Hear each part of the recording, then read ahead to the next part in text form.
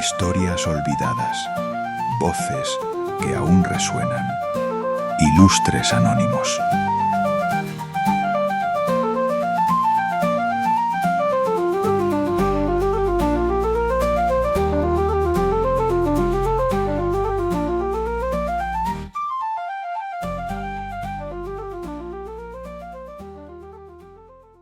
Imagina que sabes que vas a morir y de repente alguien grita tu nombre para salvarte. No porque lo merezcas, no porque hayas hecho nada, simplemente porque sí. Llevas días encerrado, no sabes exactamente cuántos. En ese tipo de sitios los días se parecen demasiado a las noches. El tiempo pierde sus bordes. Lo único que mides con claridad es el hambre, el frío y ese silencio particular que no es silencio del todo porque siempre hay algo. El goteo del agua en la pared, el movimiento de alguien al fondo del pasillo, el ruido de cadenas que no son las tuyas pero que suenan igual. Ya no es una intuición, ya no es ese miedo difuso que todos llevamos encima y que la mayor parte del tiempo conseguimos ignorar. Es una certeza fría, de las que tienen nombre y fecha. En Jerusalén, en el siglo I de nuestra era, cuando la maquinaria del Imperio Romano decidía que alguien debía morir, lo hacía con una eficacia y una eficiencia que no dejaba demasiado margen para la esperanza. Eres un preso, tienes un nombre. Ese nombre es Barrabás. Y fuera de esa celda, en la plaza, alguien acaba de gritar ese nombre. Y ese grito lo cambia todo. ¿Qué significa que te salven cuando ya habías aceptado morir? Eso es lo que vamos a explorar hoy. Dicho todo esto, empecemos. Hoy el protagonista es alguien que aparece en 4 textos distintos, 4 relatos escritos décadas después de los hechos, en comunidades diferentes, con perspectivas distintas, que sin embargo coinciden en lo esencial. En una mañana de Pascua, en Jerusalén, un hombre llamado Barrabás salió de prisión cuando todos los cálculos indicaban que iba a salir hacia la cruz. Y sí, ya sé lo que estás pensando. Barrabás, la Semana Santa, los palmitos, las procesiones, el momento en que Pilato pregunta a la multitud. Bueno, pues sí, es ese Barrabás. Pero voy a pedirte algo antes de empezar. Quiero que dejes a un lado por un momento todo ese peso cultural, ¿no?, religioso y emocional que este nombre puede tener para ti.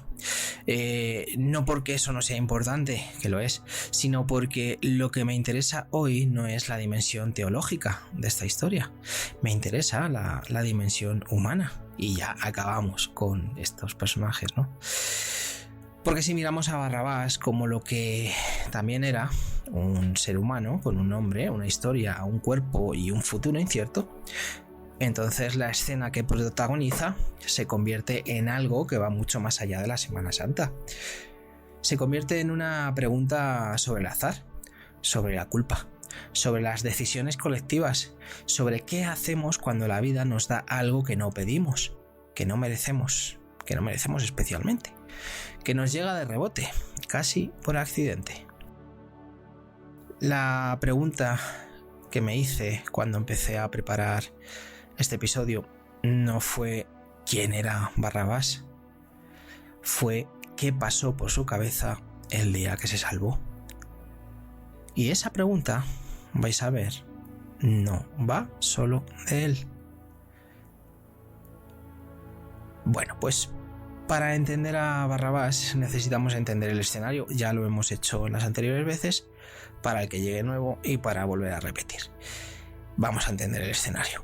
Y el escenario en este caso no es un decorado, es un personaje más. Judea, año aproximadamente 30 de nuestra era, ya sabéis que, 30 y pocos, 30, bueno.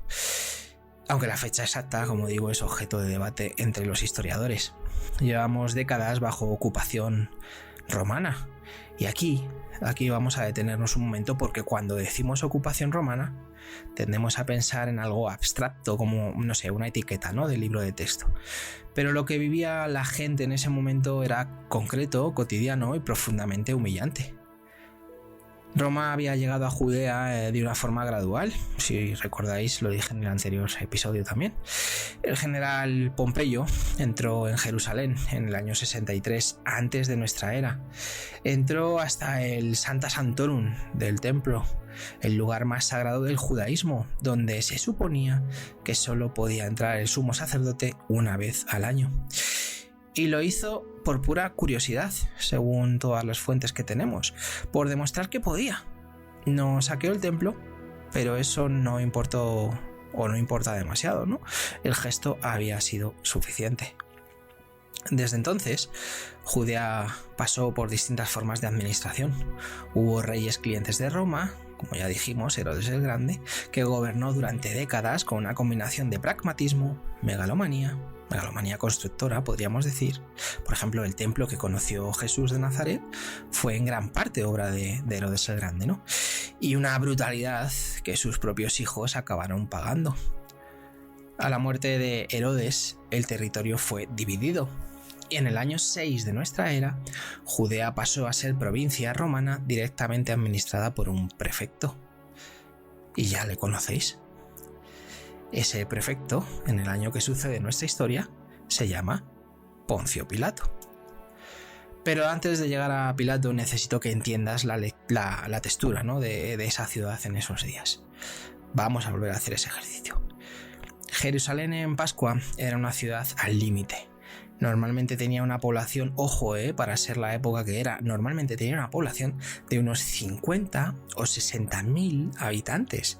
Estamos hablando del año 30 de nuestra era. Estamos hablando de no sé, o sea, 50.000, 60.000 habitantes. Era una ciudad importante. En Pascua algunas estimaciones hablan de que podía llegar, ojo aquí, a 400.000 o más si incluimos los alrededores inmediatos.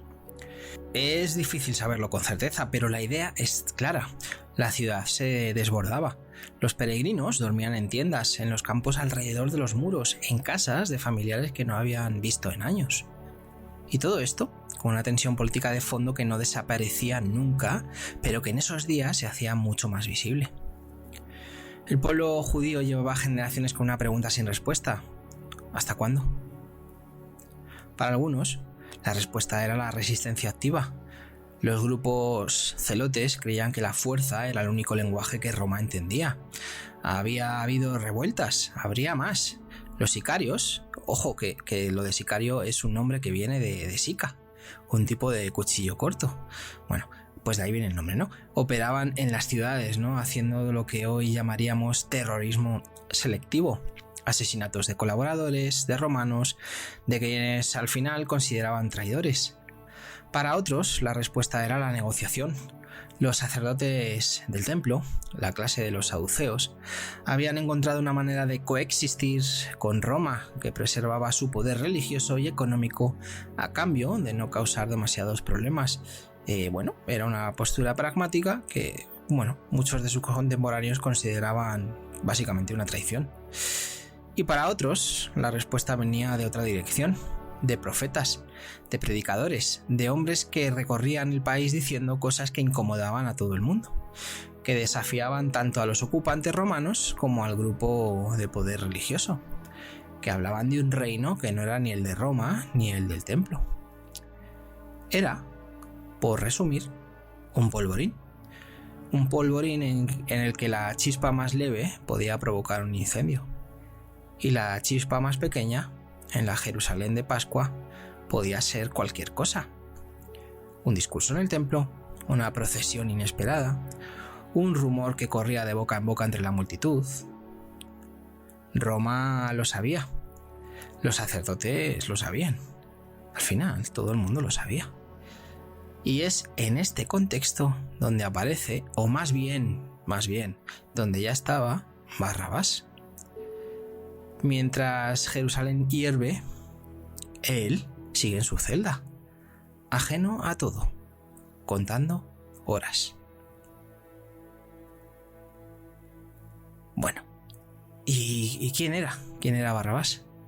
Bueno, las fuentes que tenemos sobre Barrabás son los 4 evangelios canónicos: Mateo, Marcos, Lucas y Juan, escritos entre los años 70 y 100 de nuestra era, es decir, entre 40 y 70 años después de los hechos.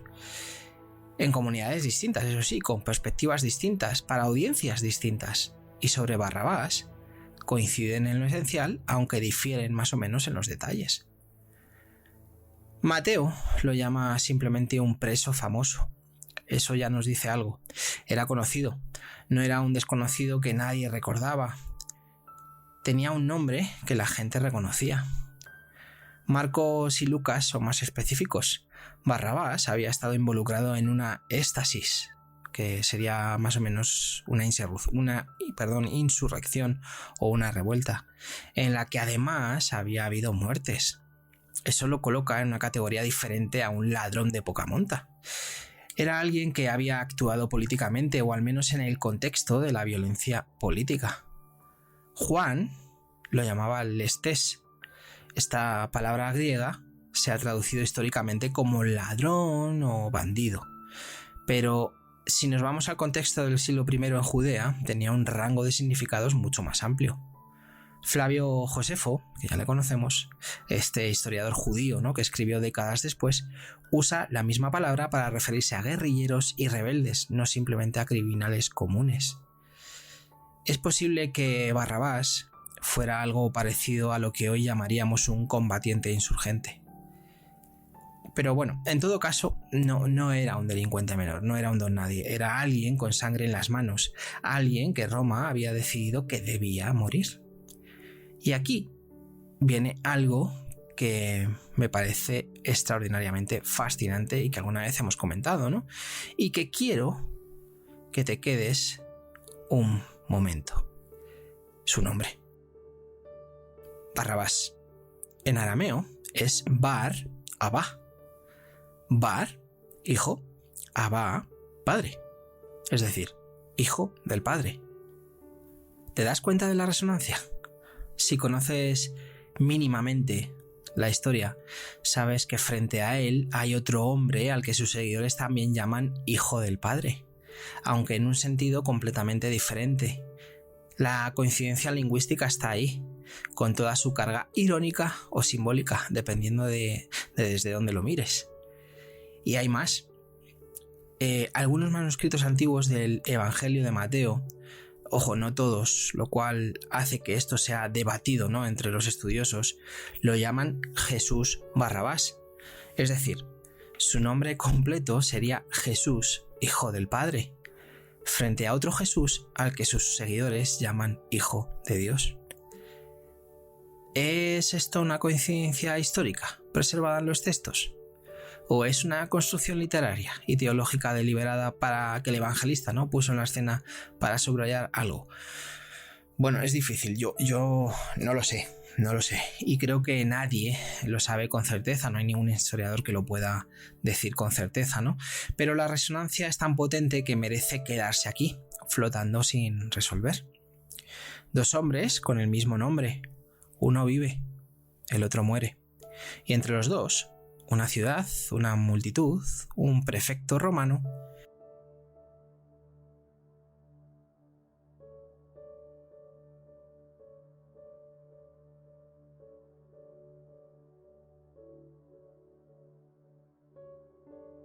Y un momento que 2000 años después seguimos contando.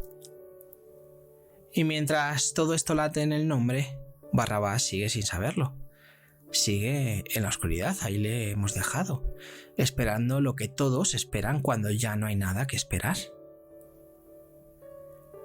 Bueno, para que la historia de Barrabás funcione como historia, necesitas un elemento más: la costumbre de liberar a un preso durante la Pascua. Los 4 evangelios la mencionan. La describen con la naturalidad de algo que el lector ya conoce, como si fuera una práctica establecida. Pilato tenía por costumbre, ojo, entre comillas, o solía también entre comillas, liberar a un preso que el pueblo pidiera durante la festividad. Y aquí los historiadores vuelven a la carga y entran en un debate que conviene conocer, aunque sea muy breve. No hay ningún texto romano ni judío fuera de los evangelios que documente esta práctica de forma directa y explícita para Judea. Ojo, eso no significa que no existiera, ¿vale? Que esto ya lo hemos hablado también. Los archivos de la época son fragmentarios, muchas prácticas locales nunca llegaron a documentarse en los registros, o por lo menos en los que han sobrevivido, ¿no? Pero sí significa que no podemos afirmar con total seguridad histórica que fuera una costumbre anual sistemática, al menos no en la forma en la que los evangelios la describen. Lo que sí existe son paralelos. Hay referencias en fuentes romanas a liberaciones de presos con motivo de festividades o como gesto de clemencia política. En Egipto, por ejemplo, bajo administración romana, hay documentos papirológicos que mencionan algo similar.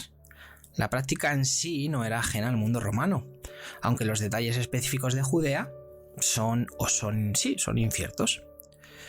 Pero aquí quiero hacer algo que creo que es más importante, ¿no?, que resolver el debate histórico. Quiero que entendáis perfectamente la lógica política de este gesto, ¿no?, porque esa lógica es absolutamente real. ¿Haya ocurrido exactamente así o no? Vale, vamos a pensar en este momento, ¿no? Piénsalo. Tienes una ciudad a punto de estallar. Decenas de miles de peregrinos emocionalmente cargados. Una festividad que celebra la liberación de la esclavitud. Y tú eres el representante del poder que ocupa este territorio. ¿Qué haces para calmar un poco esa tensión? Bueno, pues un gesto simbólico de magnanimidad, un regalo. Os dejamos elegir a uno de los vuestros. Es barato, ¿no?, en términos de poder real, pero enorme en términos de gestión del ánimo colectivo. Un preso liberado a cambio de un poco de calma es un precio razonable para el imperio. Es que al final la política es así, siempre lo ha sido. Lo que cambian son los nombres, las festividades y los presos. La mecánica es exactamente la misma, es como un indulto, ¿no? Bueno, vamos a hablar un poco, aunque ya lo hemos hecho, de Poncio Pilato, y vamos a dar ese contexto, ¿no? Es prefecto romano de Judea entre el año 26 y el 36 de nuestra era. Un cargo administrativo y militar de nivel medio, ¿no?, más o menos, dentro del enorme engranaje del imperio. No era senador, no era general famoso, no era ninguna figura literaria, ¿no?, de la Roma imperial.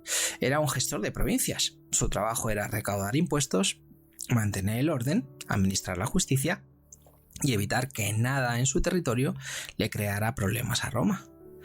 Sabemos bastante sobre él, o al menos más de lo que podríamos esperar para alguien de su nivel jerárquico. Los evangelios son una fuente, eso está clarísimo, ¿no? Pero también Flavio Josefo, el historiador judío, lo menciona en varios episodios que no tienen nada que ver con Jesús de Nazaret ni con Barrabás. Y esas menciones no son especialmente halagadoras. Josefo describe a Pilato como alguien que entró en su cargo con una provocación deliberada. Hizo que sus legionarios entraran en Jerusalén con los estandartes militares, estandartes que incluían imágenes del emperador, consideradas idólatras por el judaísmo, en lugar de los estandartes sin imágenes que sus predecesores habían usado por respeto a las costumbres locales. Este ya entró metiendo caña, ¿no? Cuando el pueblo protestó masivamente, ¿qué hizo Pilato? Bueno, pues rodeó a los manifestantes con soldados y amenazó con matarlos. Y solo cuando quedó claro que preferían morir a ceder, retiró los estandartes. En otro episodio, tomó fondos del tesoro del templo, ojo, con esto, para construir un acueducto. La protesta fue violenta. Pilato mandó a sus soldados disfrazados entre la multitud y a una señal los atacaron con garrotes. Hubo bastantes muertes. Y Filón de Alejandría, otro escritor judío de la época, lo describe directamente. Sobornos, insultos, robos, agresiones, vejaciones constantes, ejecuciones sin juicio previo. Bueno, Pilato no era, por decirlo en otras palabras, un hombre conocido por su sensibilidad, ¿no?, hacia el pueblo que gobernaba. Era pragmático, duro cuando lo consideraba necesario y capaz de actos que hoy llamaríamos brutales sin demasiado remordimiento aparente, ¿no? Bueno, y entonces, cuando llega el día del juicio de Jesús de Nazaret y los evangelios nos presentan a un Pilato que duda, que pregunta, que dice que no encuentra culpa en el hombre, que intenta liberarlo, que al final cede a la presión. ¿Contradicción? Bueno, quizás. O quizás es una imagen más matizada de alguien que en su momento, o en ese momento en concreto, tiene más variables sobre la mesa de la que los textos pueden recoger en unas pocas páginas. Porque la situación de Pilato esa mañana es complicada, muy complicada. Tiene ante sí a un hombre que ha causado revuelo en el templo y que sus líderes religiosos consideran peligroso. Pero desde el punto de vista romano, lo que Pilato ve es un predicador galileo que habla de un reino que no parece una amenaza militar inmediata. No hay armas, no hay ejército, no hay rebelión organizada. Sin embargo, los sumos sacerdotes han movido muy bien sus fichas. Las han movido perfectamente esa noche. Han llevado a Jesús primero ante Anás, luego ante Caifás, y llegan a Pilato ya con un veredicto interno. Y le plantean el asunto de una manera muy específica. Este hombre dice ser rey de los judíos. Eso, ante un prefecto romano, suena a sedición. Suena a desafío a la autoridad de César. Y luego hay un elemento que los evangelios dejan casi caer de pasada, ¿no? Pero que cualquier observador político entiende. Si Pilato libera a alguien que el liderazgo judío considera un perturbador del orden, ¿quién va a dar explicaciones a Roma si pasa luego algo? La responsabilidad recaería, ¿no?, sobre él. Pilato calcula, porque Pilato siempre calcula, ¿no? Y calcula que la opción más barata en términos políticos es hacer lo que le piden, que la tormenta pase, que el incómodo predicador Galileo desaparezca de su despacho y de su vida. Pero quiere tener una coartada. Y ahí entra la costumbre, la decisión de, entre comillas, dejar que el pueblo elija. Hay una palabra para lo que Pilato hace en ese momento. No es una palabra histórica ni teológica, es una palabra psicológica. ¿Qué hace? Externalización de la responsabilidad. Cuando la decisión es políticamente costosa, la delegas, la conviertes en voluntad popular. Y así, pase lo que pase, tú eres solo el ejecutor de lo que el pueblo eligió y pidió. ¿Cuántas veces hemos visto eso después? Muchas, ¿no? En fin, la famosa escena de Pilato lavándose las manos, que, ojo, esto sí solo aparece en el Evangelio de Mateo, con raíces en una tradición judía de purificación simbólica, es quizás la imagen más honesta de toda la historia. No porque describa un ritual romano, que no lo es, sino porque describe un mecanismo humano que no ha cambiado nada en 2000 años. El lavado de manos, la decisión que no es una decisión, y el poder que firma la sentencia sin ensuciarse los dedos. No fue un gran villano, fue algo más común y más inquietante. Un hombre que sabía lo que estaba pasando y eligió no pararlo. Bueno, mientras Barrabás está en su celda, porque ahí sigue, ahí es donde le hemos dejado, pasan muchas cosas. Hay que entender que el proceso que llevó a Jesús de Nazaret ante Pilato fue extraordinariamente rápido para los estándares de cualquier época, en cuestión de horas, desde el arresto en el huerto de Getsemaní hasta la sentencia de Pilato, pasando por varias comparecencias nocturnas ante autoridades religiosas. Algunos estudiosos han señalado que la legalidad de todo este proceso, incluso dentro de la propia ley judía de esa época, es muy discutible. Vamos, que no era legal. Hay reglas sobre cuándo se podía celebrar un juicio, sobre el número de testigos necesarios, sobre el proceso de deliberación. Si tomamos los relatos al pie de la letra, muchas de esas reglas se saltaron o se comprimieron, por decirlo de una forma sutil, de forma notable. ¿Y por qué tanta prisa? Bueno, pues porque había una ventana de tiempo muy pequeña. Jesús de Nazaret había llegado a Jerusalén días antes y ya había causado un episodio, famoso ya, en el templo, que los sacerdotes no podían ignorar.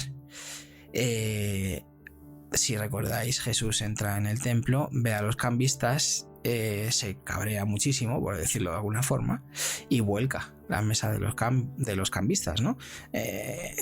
Diciendo que quién ha convertido la casa de su padre, ¿no? en una cueva de ladrones, ¿no?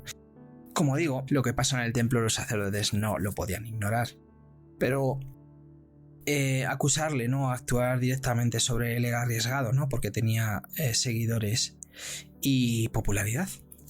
El momento del arresto, de madrugada, en un lugar apartado, usando como guía a alguien del propio grupo interior, Judas, fue un movimiento calculado para evitar la reacción de la multitud.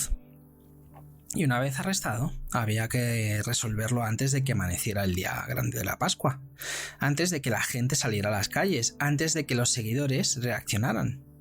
El timing lo era todo. Y Barrabás, en su celda, no sabe nada de esto. No sabe que hay otro preso. No sabe que hay un juicio. No sabe que su nombre va a sonar esa mañana en una plaza llena de gente. Solo sabe que ha pasado otra noche y que matemáticamente le queda menos tiempo. Vamos a ir muy despacio aquí. Vamos a no apresurarnos, ¿no? Es por la mañana. La luz de Jerusalén en primavera tiene esa calidad, ¿no? particular del Mediterráneo oriental, intensa, limpia, sin la bruma de la costa.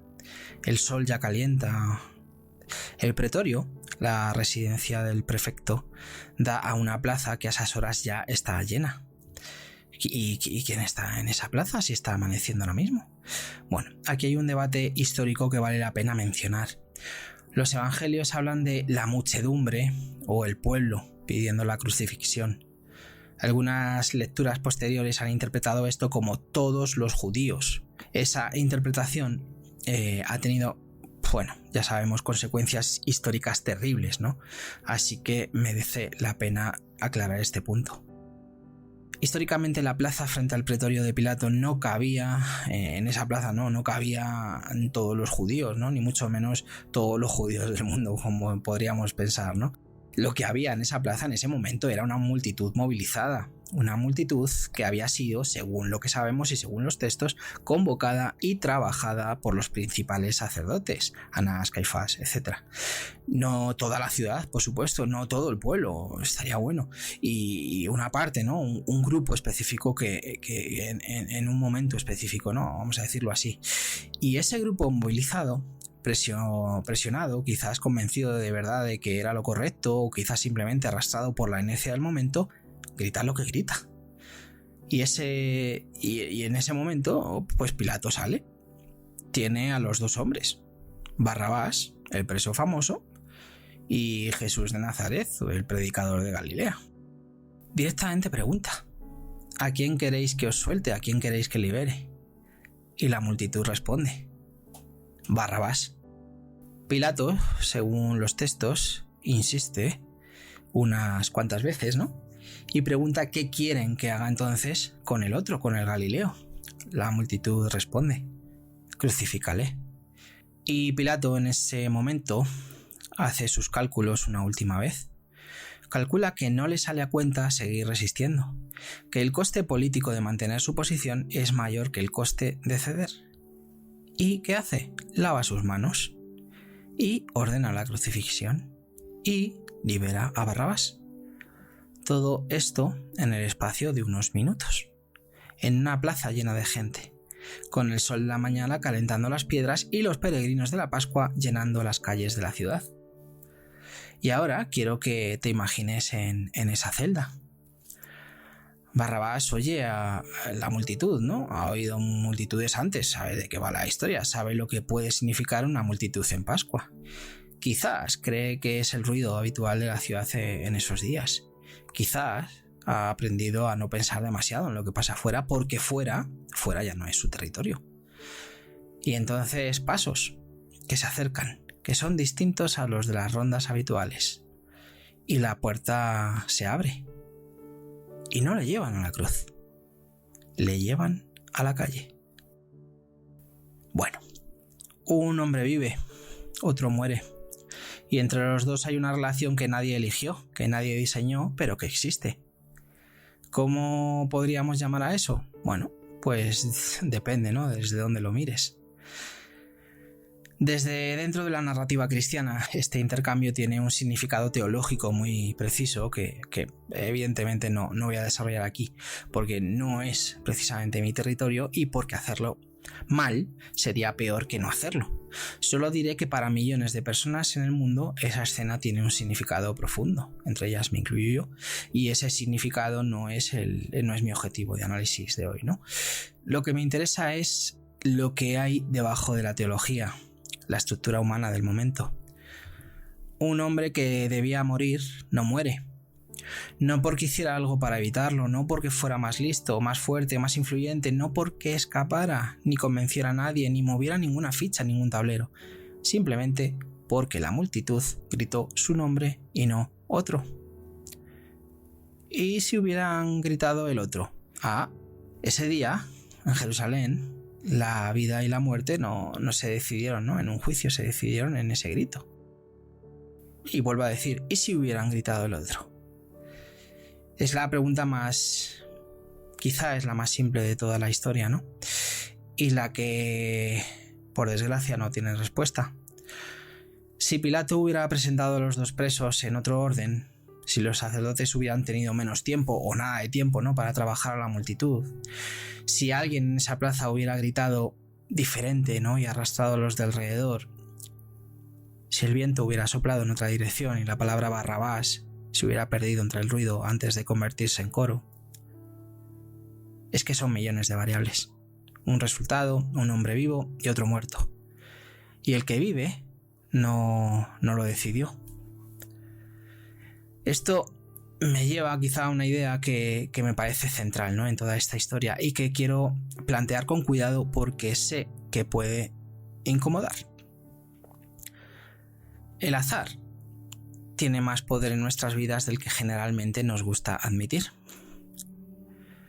Vivimos en una cultura que valora profundamente la agencia individual, la idea de que cada uno es artífice de su destino, de que el esfuerzo se recompensa, de que las decisiones que tomamos determinan quiénes somos y qué nos pasa.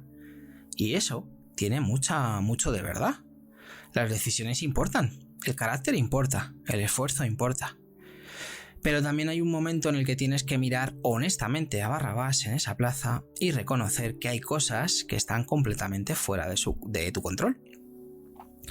Que hay mañanas en las que el giro de los acontecimientos te va a salvar o a hundir sin pedirte permiso. Y eso, si lo piensas de verdad, te cambia un poco la perspectiva sobre muchas cosas. ¿Cuánta de la diferencia entre la gente que llega y la gente que no llega es mérito?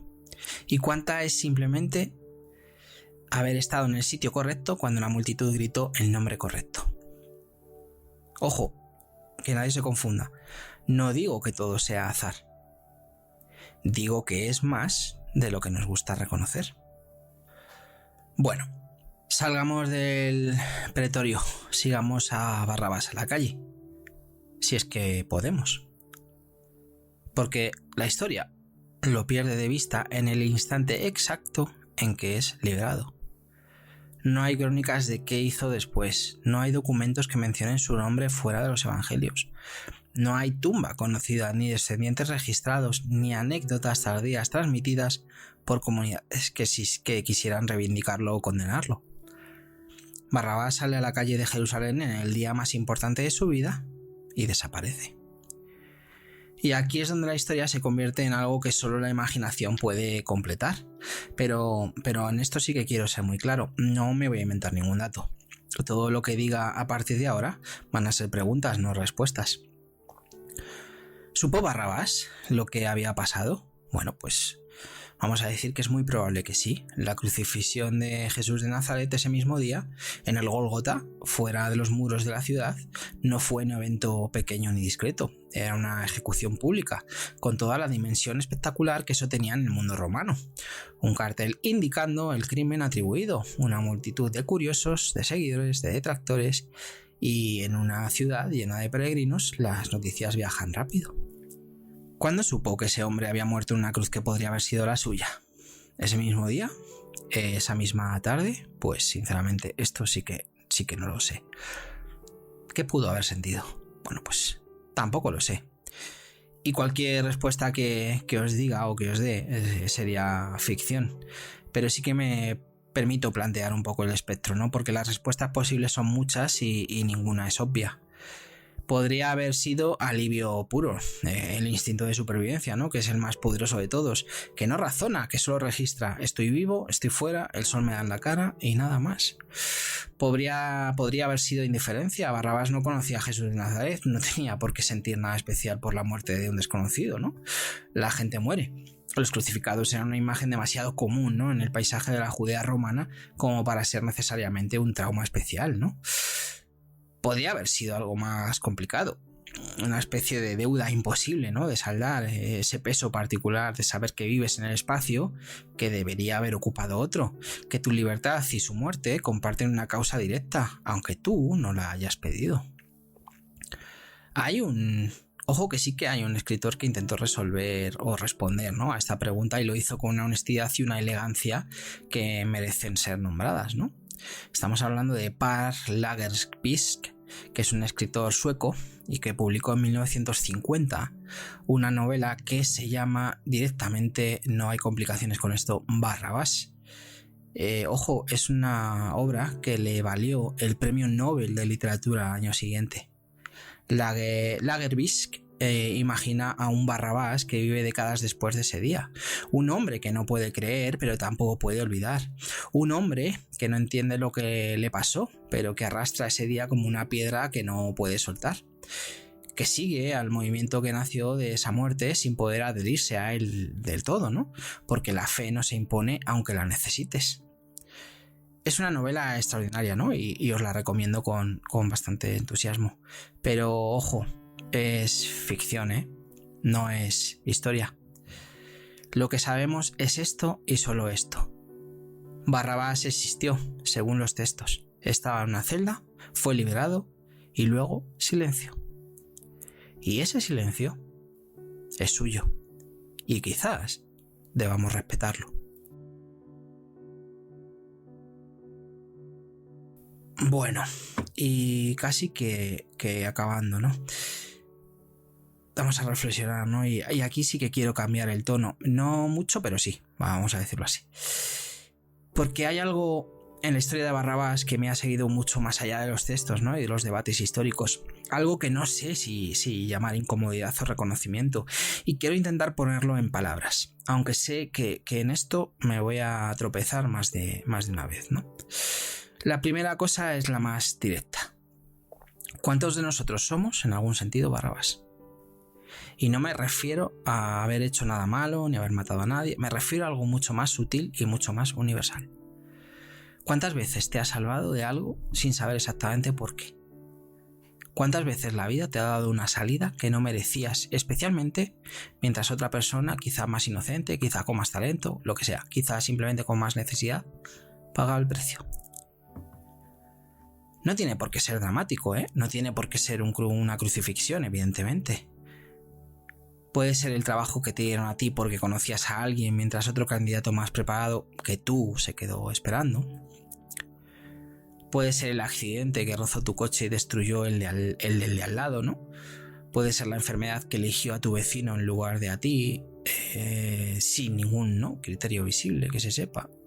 Puede ser el crédito que alguien te dio, la segunda oportunidad que llegó cuando no la merecías, la puerta que se abrió justo cuando iba a cerrarse para siempre. Y es que el azar no tiene lógica, no tiene moralidad. No premia a los buenos ni castiga a los malos con ninguna consistencia que yo haya podido observar, ¿no?, en mi vida, ni en los libros de historia que he podido leer, ¿no? Y eso nos deja a todos en algún momento de la vida en la posición de Barrabás, libres, sin haberlo pedido y sin entender del todo el porqué. Y me vais a decir, ¿qué hacemos con eso? Bueno, la respuesta es muy fácil, ¿no? O la respuesta en este caso fácil es no hacer nada. Aceptar la buena suerte como algo merecido y seguir adelante. O incluso construir una narrativa donde esa buena suerte era inevitable, donde en realidad sí que la merecíamos, donde la casualidad se convierte en destino y el destino en mérito. Yo sé que esto es una respuesta muy humana y creo que todos la hemos usado alguna vez, ¿no? Pero bueno, hay otra posibilidad más incómoda, ¿no? Más exigente. La de reconocer que una parte de lo que somos y de lo que tenemos no viene de nosotros. Que llegó de fuera, sin pedirlo, por una combinación de circunstancias que no controlamos y que eso nos pone en una posición particular. No de deuda imposible, no de culpa paralizante, sino de una especie de responsabilidad que es solo nuestra. Barrabás se salvó sin merecerlo. Pero lo que hizo después con esa salvación, eso ya era solo suyo. Aunque nunca lo sabremos. Pero hay una segunda dimensión en esta historia que me inquieta, ¿no? Tanto como la primera o quizás incluso más.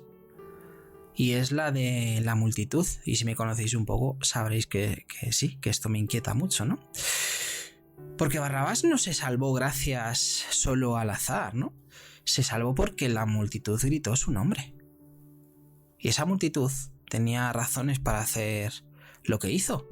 Razones que no eran necesariamente crueldad ni estupidez, eran política pura y dura, eran presión, ¿no? De líderes que habían trabajado esa mañana, ¿no? Para que las cosas salieran de una manera determinada. Eran el instinto de seguir a quien tiene más voz, ¿no? En ese momento. Eran quizás miedo, eran quizás convicción genuina, eran quizás simplemente el contagio, ¿no? Emocional que se produce cuando mucha gente junta se convierte en una sola voz. Pensamos que las multitudes son un fenómeno del pasado, que nosotros, con internet, con acceso a la información, con nuestra educación y nuestro pensamiento crítico, somos inmunes a este tipo de mecanismos. Pero ojo, spoiler, no lo somos. El mecanismo por el que una multitud elige en un sentido en lugar de otro no es un mecanismo del siglo I. Es un mecanismo humano que lleva milenios funcionando y que no ha cambiado en lo esencial porque no somos tan distintos de quienes éramos.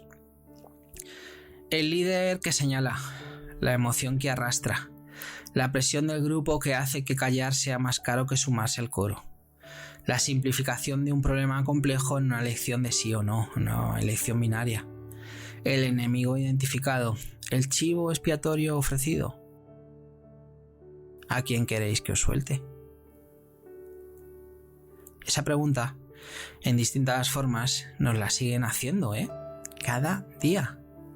En las noticias, en las redes sociales, en las conversaciones del trabajo, en los debates políticos, se nos presentan dos opciones y se nos pide que elijamos, casi que rápido y sin demasiado tiempo para pensar, con la presión del grupo al lado. Y de repente, sin darte cuenta, estás en la plaza gritando un nombre. Ojo, no por maldad, por contagio, por inercia, por el mecanismo más viejo del mundo, el de seguir lo que parece que todos siguen. ¿Cuántas decisiones colectivas de la historia se han tomado así? ¿Cuántas decisiones de hoy se toman así? Y la verdad es que no quiero... O no digo esto, ¿no? Para generar parálisis ni para caer, ¿no? En el cinismo de que todo da igual, ¿no? Porque todo está manipulado. Digo esto para que la próxima vez que te sientas arrastrado por la emoción de un momento, por el coro de una multitud real o virtual, o por la urgencia de elegir sin tiempo para pensar, te acuerdes de la plaza del Pretorio y te preguntes, ¿estoy eligiendo de verdad? ¿O simplemente estoy gritando lo que más fuerte suena? Hay una tercera cosa que no puedo dejar sin nombrar y ya que sí acabo. La historia de Barrabás plantea de forma muy cruda el problema de la justicia instrumentalizada. ¿Era Barrabás culpable? A ver, yo qué sé, ¿no? Probablemente de algo sí, ¿no? Por lo que sabemos sí, los textos lo sugieren con suficiente consistencia, ¿no? Pero ¿era más culpable que muchos otros? ¿Merecía morir más que otros que vivían libremente? ¿Merecía morir exactamente él? La justicia, en ese contexto, no era ciega, era instrumental. Barrabás había sido arrestado y estaba programado para morir porque era un problema para Roma. Jesús de Nazaret fue llevado ante Pilato porque era un problema para los sacerdotes del templo.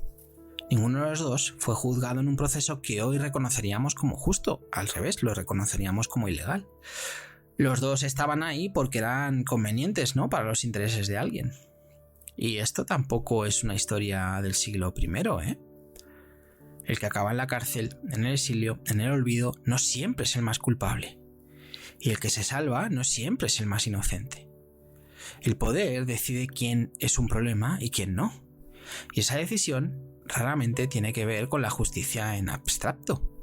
Tiene que ver con los intereses concretos de quienes tienen el poder de ejercerla. Y ojo, no, lo vuelvo a decir, no digo esto para que nos hundamos en el pesimismo, ¿no? Lo digo porque de verdad creo que mirarlo con claridad es el primer paso para no ser cómplices sin darnos cuenta. Pilato lavó sus manos, los sacerdotes actuaron en la sombra, la multitud gritó, y al final, un hombre murió y otro vivió. Y nadie, y eso lo sabemos hasta el día de hoy, nadie se hizo del todo responsable de nada. La responsabilidad diluida en suficientes actores deja de ser responsabilidad de nadie. Ese mecanismo funciona igual hoy, ¿eh? En las instituciones, en las empresas, en los gobiernos, en las familias. La cadena de yo solo cumplía órdenes o yo solo seguí lo que decidió el grupo tiene una historia muy larga. Y al final de esa cadena siempre hay alguien que paga. Bueno, Barrabás. Un nombre en 4 textos. Una escena de pocos minutos. Un hombre que debía morir y no murió. No sabemos qué pensó, no sabemos qué sintió. No sabemos si durmió bien esa noche o si se despertaba en mitad del sueño recordando el ruido de la multitud que gritó su nombre. No sabemos si fue un buen hombre después o si volvió a la violencia o si simplemente vivió con todo lo que eso implica y sin más historia que contar.